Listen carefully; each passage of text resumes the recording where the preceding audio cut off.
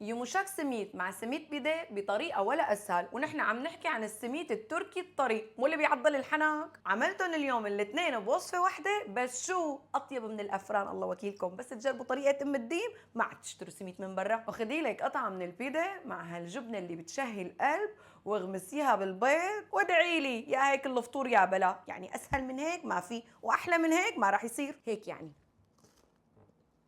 فشوفوا لي هالوصفة واعطوني رأيكم، ولا تنسوا شير ولايك وتعليقات حلوة. يلا لنحضر العجينة. أول شي بدي إياه ملعقة طعام خميرة جافة، ومثلها سكر، ونص ملعقة طعام ملح. وأنا لأنه عم بعمل يومشك سميت يعني السميت الطري، فرح ضيف كاسة حليب وكاسة مي بدرجة حرارة الغرفة. هلا إذا كان بدكم السميت يكون قاسي مثل اللي بينباع بالطري ويعضل حنكنا نحن وعم ناكله، بنضيف كاسة ونص مي فقط. وبدي أضيف عليهم نص كاسة زيت نباتي، ورح ضيف عليها كمان ملعقة طعام زبدة مشان الطراوة، وهي إضافي. هلا نسبة المي اللي ضفناها مشان تعطيني طراوة للعجينة.